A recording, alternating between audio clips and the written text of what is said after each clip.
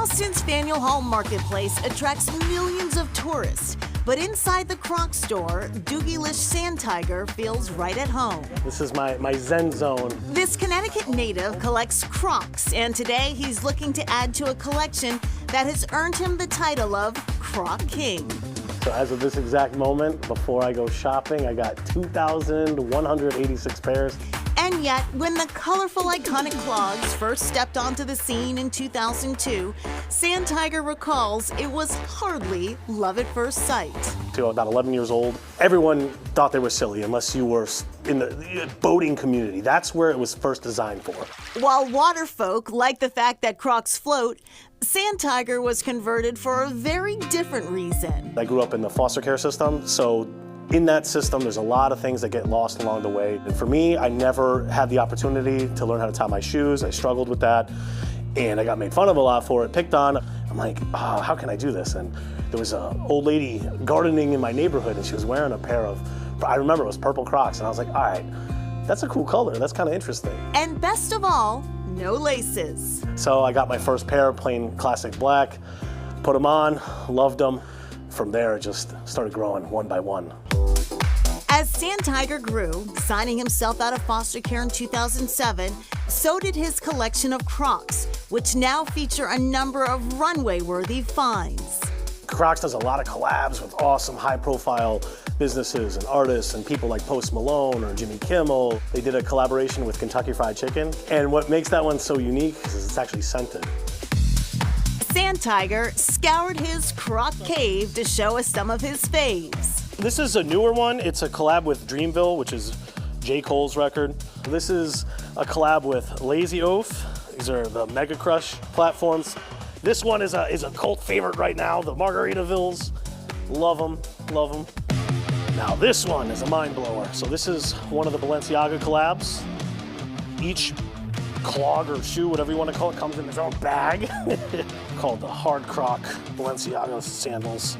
Check these ones out. Whoa. Sand Tiger is hoping to set the record for the world's largest collection of Crocs. It's one of a series of bucket list items he dreamed up while in foster care. I want to make sure that this record is mine forever, that this legacy is forever. And today, Crocs Boston offers a surprise gift to help him get there.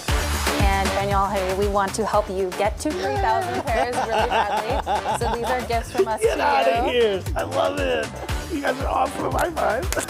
So now we're at 2,188 pairs. Woo! Like many model car enthusiasts, Michael Ricciardi takes great pride in his collection.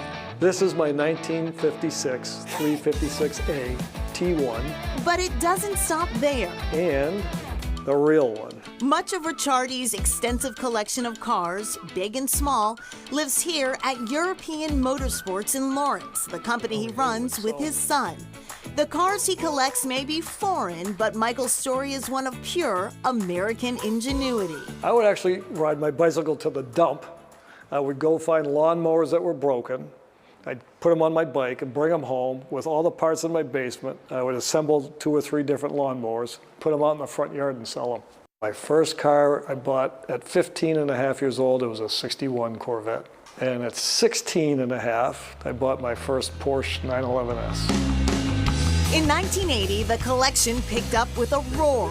I'm in my workshop and I hear this car pulling up. I go, what the hell is that? It was a white-on-white Lamborghini. I was out of my mind.